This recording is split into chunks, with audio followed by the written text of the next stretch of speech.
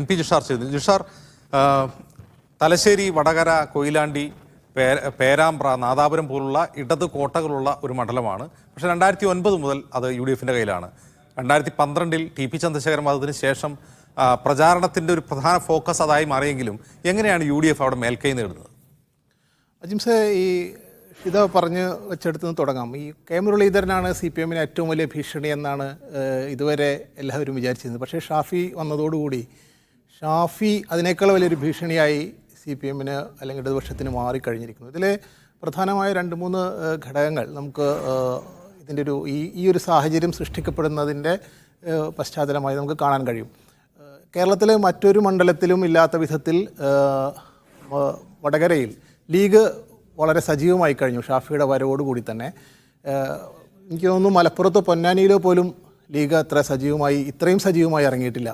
മലബാറിൽ UDF എന്ന് പറഞ്ഞാൽ യഥാർത്ഥത്തിൽ UDFനെ ഗ്രൗണ്ടിൽ നയിക്കുന്നത് ലീഗാണ്. ആ ലീഗ് പ്രവർത്തകർ ഏറ്റവും ആവേശത്തോടു കൂടി വടകരയിൽ രംഗത്തിറങ്ങിക്കഴിഞ്ഞു എന്നത് UDF ആ മണ്ഡലത്തിൽ എത്രത്തോളം മുന്നോട്ട് പോകുമെന്നതിൻ്റെ ഒരു സൂചനയാണ്. അവരുടെ പ്രവർത്തനവും അവരുടെ ക്യാമ്പയിനും എത്രത്തോളം ശക്തമായിരിക്കുമെന്നതിൻ്റെ പ്രകടമായ ഒരു സൂചനയാണ്. മറ്റൊന്ന്, ഈ CPMൻ്റെ ശക്തി കേന്ദ്രമാണ്. അജിം സൂചിപ്പിച്ചതുപോലെ തന്നെ CPMൻ്റെ ഉറച്ച കോട്ടകളുള്ള പ്രധാനപ്പെട്ട മണ്ഡലങ്ങളുള്ള ഒരു നിയമസഭാ മണ്ഡലം, ഉറച്ച നിയമസഭാ മണ്ഡലങ്ങളുള്ള ഉൾപ്പെടുന്ന ലോക്സഭാ മണ്ഡലമാണ് വടകര. അവിടേക്ക് CPM നിയോഗിച്ചിരിക്കുന്നത് ശൈലജ ടീച്ചറെയാണ്. KK ശൈലജ എന്ന് പറയുന്നത് CPMൽ നിന്ന് ലഭ്യമായ നേതാക്കളിൽ ഏറ്റവും മികച്ച സ്ഥാനാർത്ഥിയാണ്. സ്ഥാനാർത്ഥി പട്ടികയിൽ നമ്പർ 1 എന്ന് പറയാവുന്ന ഒരാളാണ് KK ശൈലജ. അവരെയാണ് അങ്ങോട്ട് നിയോഗിച്ചിരിക്കുന്നത്. ഇവിടെ ഈ വടകരയുടെ ചരിത്രം പരിശോധിച്ചാൽ വടകര ആ രീതിയിൽ ഉറച്ച കോട്ടയായിട്ടും 2009 സമീപകാലത്ത് CPMൻ്റെ വൻ ഭൂരിപക്ഷം ഏതാണ്ട് 1.5 ലക്ഷത്തോളമുള്ള 1,30,000 മറ്റായിരുന്നു അതിനു മുമ്പുള്ള തെരഞ്ഞെടുപ്പിൽ വിജയ ഭൂരിപക്ഷം. അതും അട്ടിമറിച്ചുകൊണ്ടാണ് 1,00,000-ലേറെ ഭൂരിപക്ഷത്തിന് മുല്ലപ്പള്ളി രാമചന്ദ്രൻ ആ മണ്ഡലം പിടിച്ചെടുക്കുന്നത് കോൺഗ്രസിന് വേണ്ടി. ഇത് തൊട്ടടുത്ത തെരഞ്ഞെടുപ്പ് 2014 കോൺഗ്രസ് കുറഞ്ഞ ഭൂരിപക്ഷത്തിലാണ് അത് നിലനിർത്തിയത് ആ മണ്ഡലം. പക്ഷേ അന്നത്തെ ഒരു പ്രത്യേകത എന്ന് പറഞ്ഞു കഴിഞ്ഞാൽ സിറ്റിംഗ് MP അതിരൂക്ഷമായ എതിർപ്പും ഭരണവിരുദ്ധ വികാരം എന്ന് സാധാരണ നമ്മൾ പറയുന്നത് പോലെ സിറ്റിംഗ് MP വിരുദ്ധ വികാരം എന്ന് വിശേഷിപ്പിക്കാവുന്ന തരത്തിൽ ആ മണ്ഡലമാകെ അതിശക്തമായ ഒരു എതിർപ്പ് സിറ്റിംഗ് MP ഉണ്ടായിരുന്നു.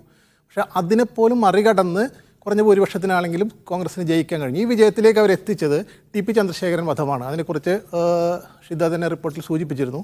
ഈ 2012 ഈ ചന്ദ്രശേഖരൻ വധം ആ രീതിയിലുള്ളൊരു മാറ്റം ആ മണ്ഡലത്തിൽ സൃഷ്ടിച്ചു. 2019 വീണ്ടും കോൺഗ്രസ് വലിയ ഭൂരിപക്ഷത്തിൽ ഏതാണ്ട് 90,000 വോട്ടിൻ്റെ ഭൂരിപക്ഷത്തിൽ വീണ്ടും ജയിക്കുന്നു. 2021 വടകരയിൽ KK രമ, TP ചന്ദ്രശേഖരൻ്റെ ഭാര്യ KK രമ സ്ഥാനാർത്ഥിയായി ജയിക്കുന്നു. ഇങ്ങനെ മണ്ഡലത്തെ തുടർച്ചയായ ഒരു മാറ്റം, ആ ഒരു മാറ്റം മണ്ഡലത്തിൽ വന്നുകൊണ്ടിരുന്ന 2009 മുതൽ പ്രകടമായ മാറ്റത്തെ ഒരു സ്ഥിര സ്വഭാവത്തിലേക്ക് രൂപപ്പെടുത്തിയെടുക്കുന്നതിൽ KK രമയുടെ സാന്നിധ്യവും വിജയവും വലിയ പങ്ക് വഹിച്ചിട്ടുണ്ട്. അതിനുശേഷം നടക്കുന്ന ഒരു പൊതു തെരഞ്ഞെടുപ്പാണ് ഇനി വരാൻ പോകുന്നത്. അപ്പോൾ ആ അർത്ഥത്തിൽ അതിൻ്റെ തുടർച്ച എത്രത്തോളം ഉണ്ടാകും എന്നത് തീർച്ചയായും വിലയിരുത്തപ്പെടും. മറ്റൊന്നുള്ളത് TP കേസ് തന്നെ വീണ്ടും സജീവമായി വന്നു എന്നതാണ്. കേരളത്തിൽ എവിടെ അക്രമ സംഭവങ്ങളുണ്ടായാലും രാഷ്ട്രീയ അക്രമങ്ങളുണ്ടായാലും അതിൻ്റെ പ്രത്യാഘാതം ഉണ്ടാകുന്ന അല്ലെങ്കിൽ അതിൻ്റെ ഒരു അനുരണനം ഉണ്ടാകുന്ന സ്ഥലമായി വടകര TP വധത്തിന് ശേഷം മാറിക്കഴിഞ്ഞിട്ടുണ്ട്. കേരളത്തിലാണെങ്കിൽ ഇപ്പോഴും വയനാട് സംഭവം ഏറ്റവും ഒടുവിൽ ഉദാഹരണം. അത് എല്ലാ തെരഞ്ഞെടുപ്പ് കാലത്തും നിരന്തരമായി ഉണ്ടാവുകയും ചെയ്യുന്നുണ്ട്.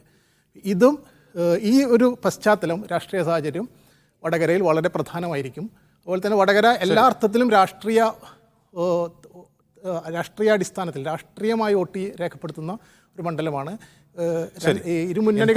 വടകരയെക്കുറിച്ചുള്ള ഒരു നഖചിത്രം